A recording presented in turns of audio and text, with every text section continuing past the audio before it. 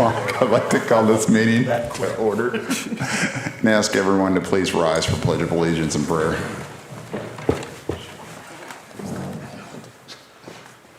I pledge allegiance to the flag of the United States of America and to the republic for which it stands, one nation, under God, indivisible, with liberty and justice for all. John, if you lead us in prayer, please. Heavenly Father, we come to you this evening and we just thank you for this time. We thank you for this community. We just ask that everything we say and do in this meeting would bring honor and glory to you. In Jesus' name I pray. Amen.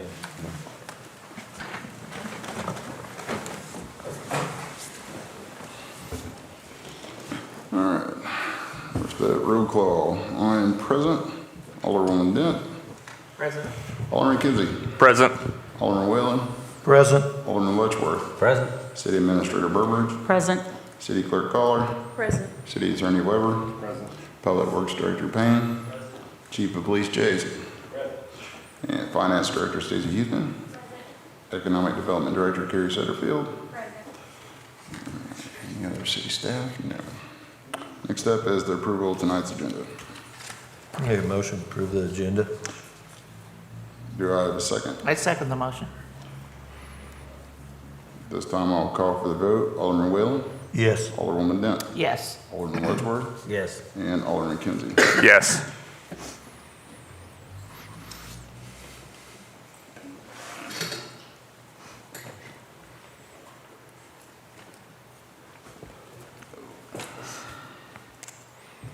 Next up is the consent agenda.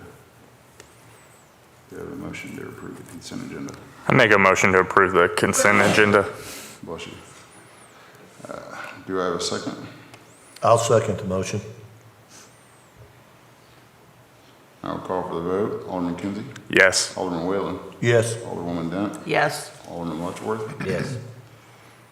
We don't have anybody for public comment tonight? No.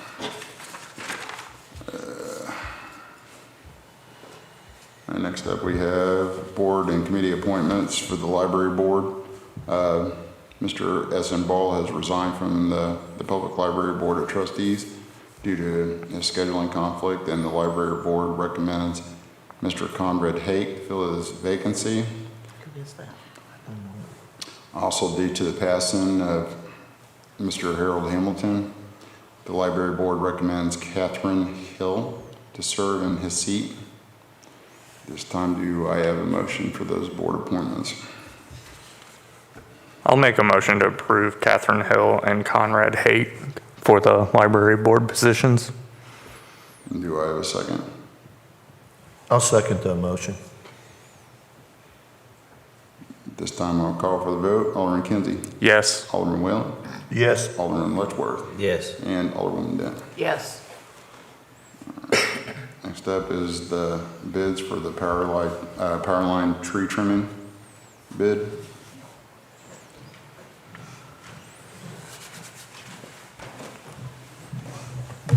Good evening, Mayor, Alderman. Good evening.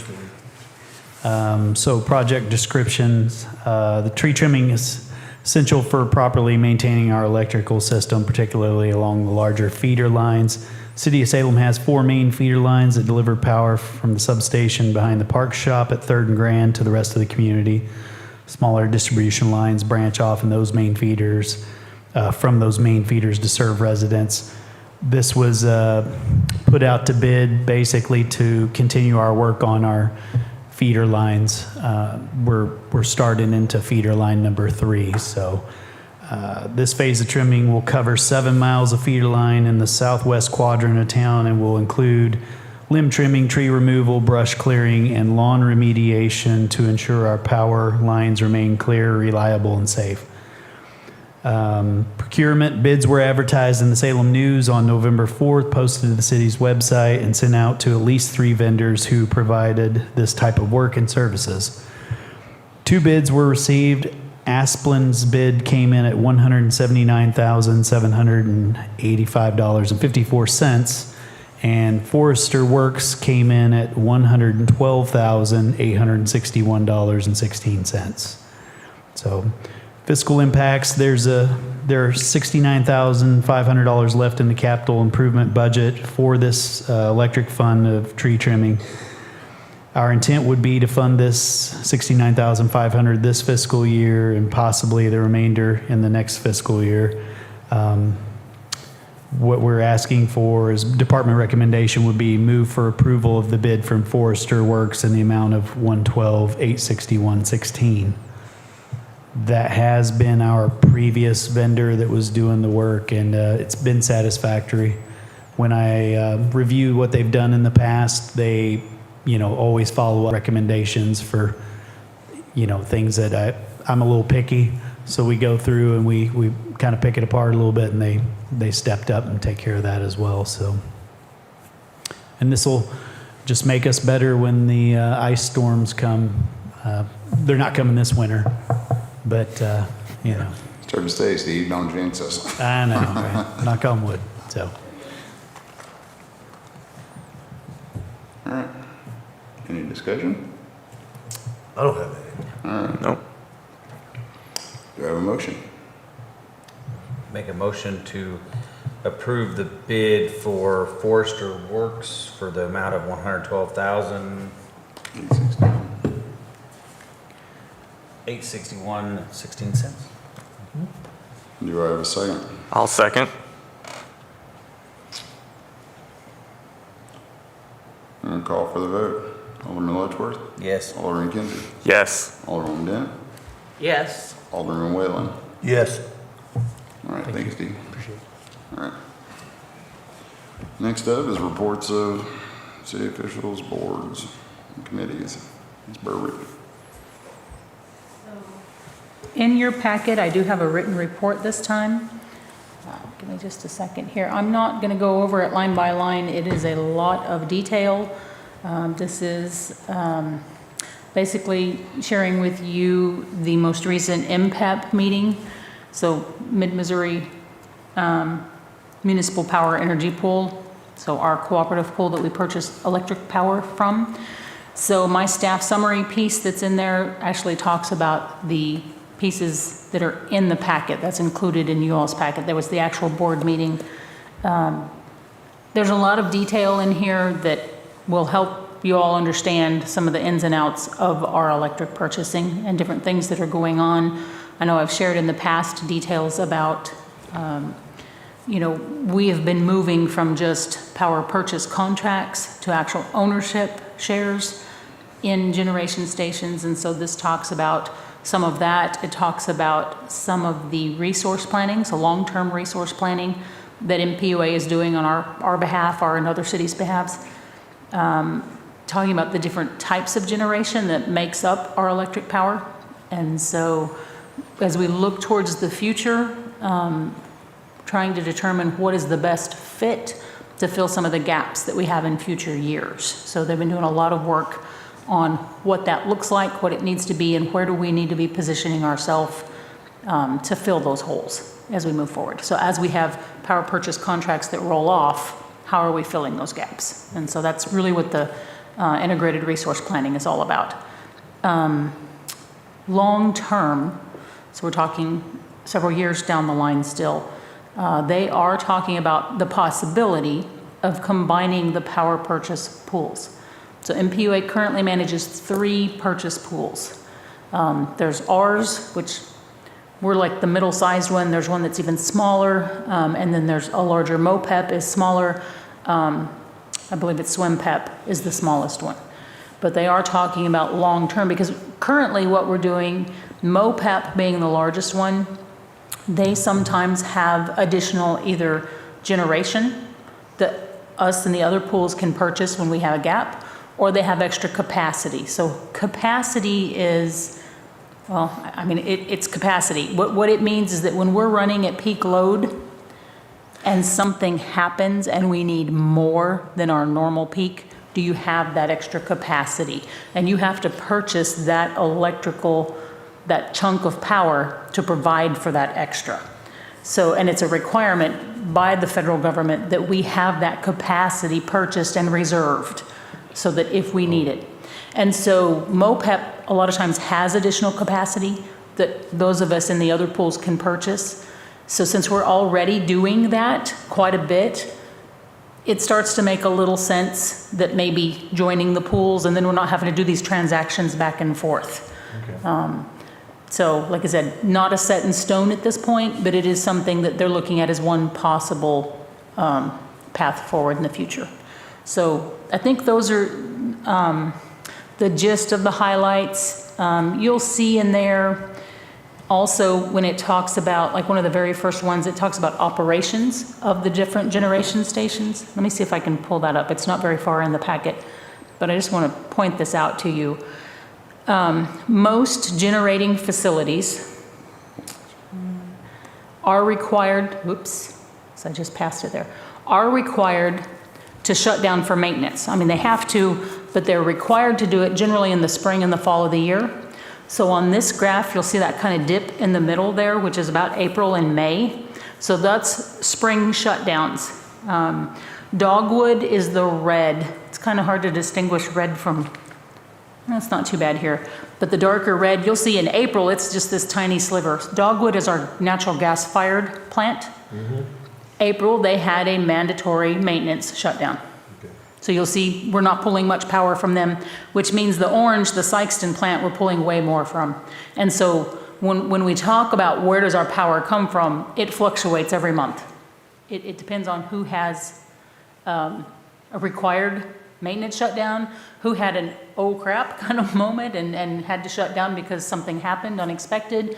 That fluctuates all the time. And so where the power comes from is in constant flux. But I just kind of wanted to point that out. And you'll notice then in May and June, those orange bands where it comes from Sykeston are much smaller than the other months because they had shutdowns for maintenance. And so then others kind of fill in that gap in those times.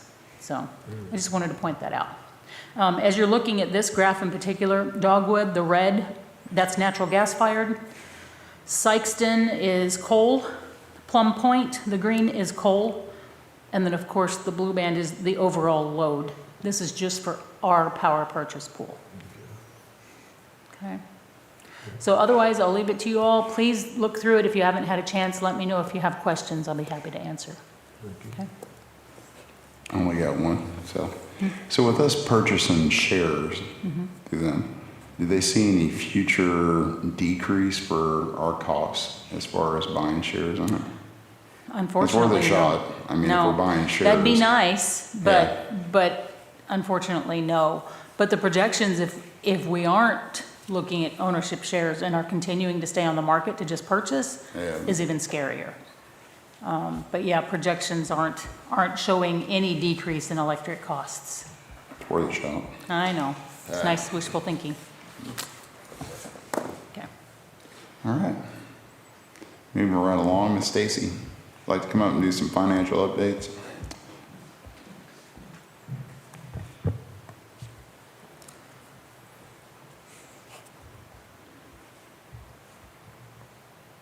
Okay, so an update on our sales tax revenues, and this is what we have collected through November.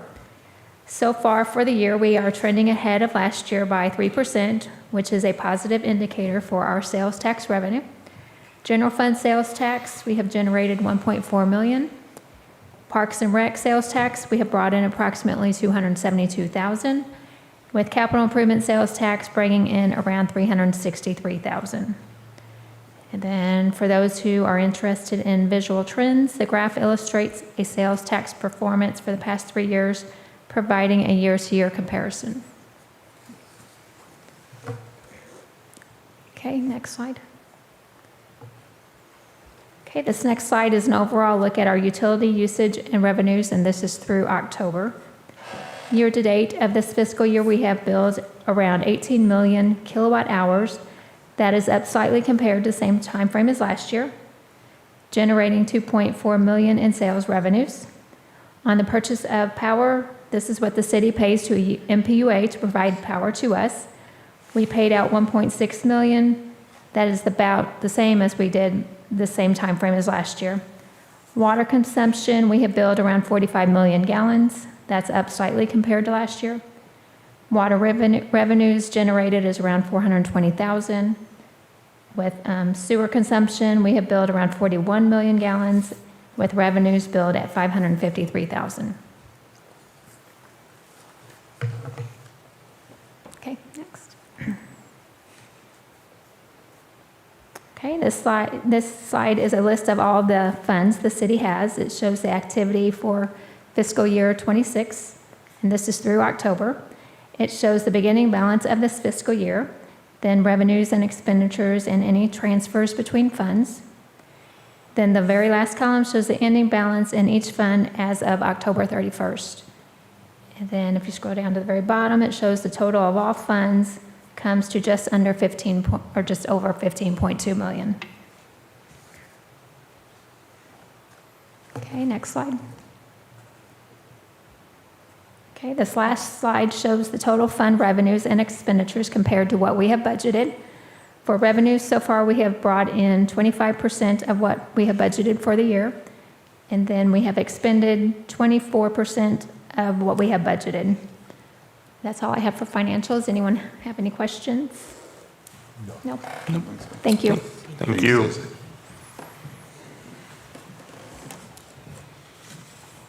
All right, next up's my report. We got one more staff report. Oh, I was gonna do Carrie last, but, okay. Huh? No? No, Carrie, come on up. Come on down. Let's talk economics. Happy birthday, Mayor. Thank you for making me feel old in a large audience. So the banner program is coming along nicely. I have seen some mock-ups, and I think you guys are going to be really excited. They're cool. And then you can go through there, the little page in your packet, you can go through there and kind of get a brief synopsis of the different meetings and the trainings that I have attended. But I left the NREDA, the National Rural Economic Development Association Conference. I left it blank because that's why I'm up here. So initially, I was looking at it, and it was a lot of money. It was a lot of money for us, but I wanted to attend the conference, and I had been told that it was relatable. It was relatable for communities such as our own. So I looked a little further, and there was a scholarship button there. So I applied for the scholarship, and I got it. I was 1 in 4 that got the scholarship. So I got things handled on this end, and I went to the conference in Tennessee.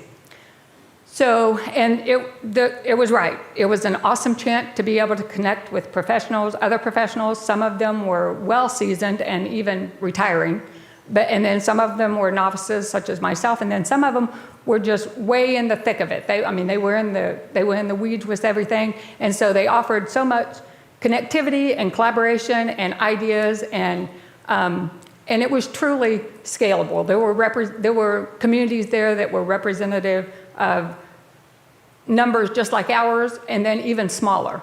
So that's what made it so attractive to me. Is I didn't have to scale anything. I didn't have to say, well, I understand that works for a 250,000 plus population, but what about us? And so it was super beneficial to see all the unique ways that they were able to leverage the site selection and the different crisis communications and cybersecurity, and just different breakout sessions. That was what it was about. And it was about innovative ideas on how you could use what spaces and what you could do with that. And some of them were way out of the box, right?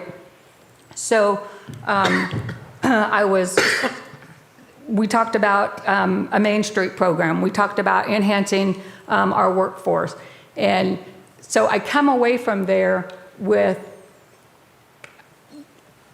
maybe not even some big grand ideas on how we could implement for Salem, but I did come away from there with little baby steps that I think that will benefit, and we can start taking toward to obviously help and encourage Salem to grow and enhance. So that was super exciting for me, and I wanted to make sure that I covered it with you because, again, it was a lot of money, even just to go. So we had to pay for the hotel, right? We had to pay for the fuel and all of that. And so I got down there and I learned that I was 1 in 4 economic development directors that had received that scholarship. So that was really fun. So then the very last day, we all put in our badges to find out if we maybe could be gifted the 2026 conference. Well, I didn't win that, but what I did win was $500 toward traveling expenses for this conference. So in essence, the conference was at a fraction of the cost that it could have been. And I feel like that,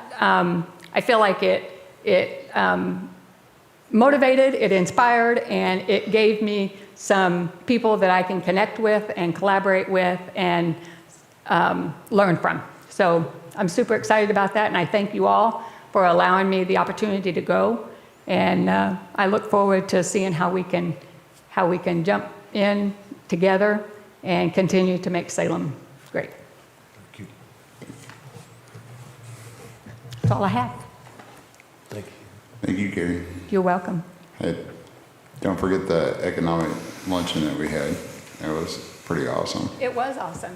Yeah, It's on there. okay, It was awesome. We had an unexpected visitor, and that was pretty cool. yeah.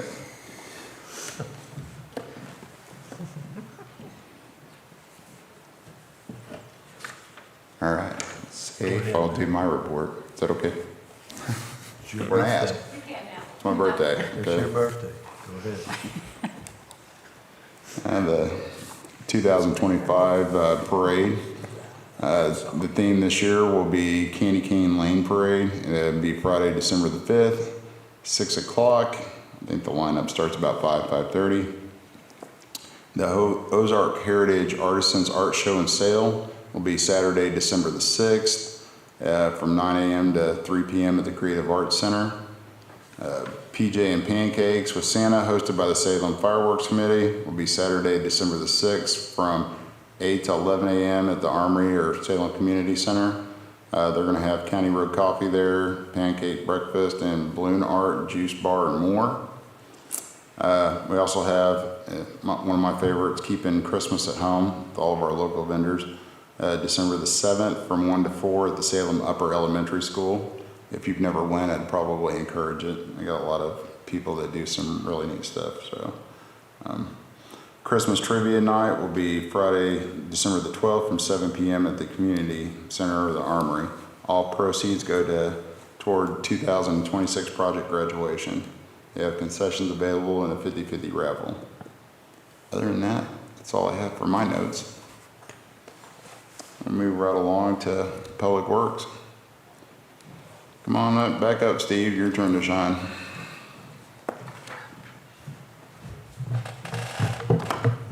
I was going to try to keep it short tonight. We'll just go over the top of the list here. Your wastewater treatment plant's healthy, still functioning and working on daily testing as well as phase 2A upgrades.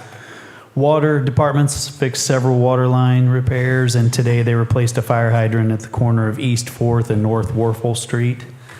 Electric department, I just wanted to say they didn't have anything major going on. Our last power outage was due to a bird in the substation, according to Show Me Electric or Show Me Power.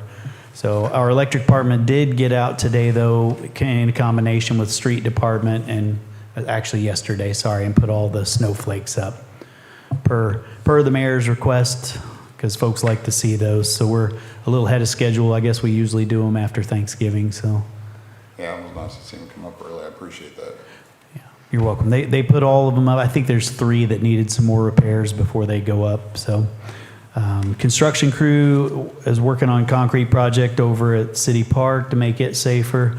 And they're setting up the temporary downtown lights in preparation for the parade and the holiday season. So street department finished packing gravel into the Healthy Dent County Fitness Center parking lot. They set up the downtown temporary light poles, cut a fire trail around at the yard waste area in case that were to ever break out in a fire again. They cut out an area to help mitigate that hazard. And they're continuing to street sweep, clean drought drop-ins, and clean ditches out. So mechanic's been hustling a lot, working on equipment across the city and keeping stuff maintained. So he also made sure all of our HVAC units and all the facilities were fired up and functioning properly. So cemetery crew, they're over there, they're keeping eyes on things. We have Paul, who's primarily the cemetery employee at this time, and Paul was one of our newer employees, and he goes over, checks on things in the morning, and then jumps in for the safety morning meeting with the street crew, which is really beneficial, so he can hear what's going on and get his safety stuff. So that's all I've got. I'll keep it short. Does anybody have any questions? No? All right. Thank you, Steve. Thanks. All right. Last but not least, let's do some board reports. We'll start with you, Alderwoman Den. Surprise. Okay. I attended a lunch and learned with the mayor and the economic development director, and I learned that how Salem can launch a Missouri Main Street chapter, and it was very interesting, and thank you for inviting me. I appreciate that. I attended the ribbon cutting along with the mayor and the economic development director for the New Salem Four Rivers Clinic. I've spoken with various individuals in the West Ward with regard to property concerns and utilities, but the best thing I think I did was I was a guest speaker for the Rotary Club along with Amber Harrison Schwartz, and we were able to speak on the Community Involvement Committee for the city, and more specifically, the Advocacy for Animals group. And as of 5:15 tonight, we have brokered a deal with DCAUSE and Ozark Pet Rescue to open and obtain the building for use for animals. There are a lot of details that have to be worked out, but it will be renamed the Ozark Pet Rescue Charlotte White Center. And as that information becomes available, I'll let you know. Thank you. All right. Thank you. Alderman Whalen. No report. Alderman Ledroy. No report. Kenzie, you got something?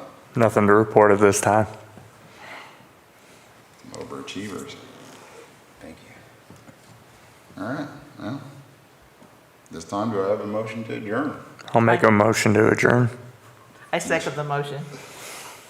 I would call for the vote. Alderman Kinsey. Yes. Alderwoman Dent. Yes. Alderman Whalen. Yes. And Alderman Letchworth. Yes. Thank you all for attending tonight.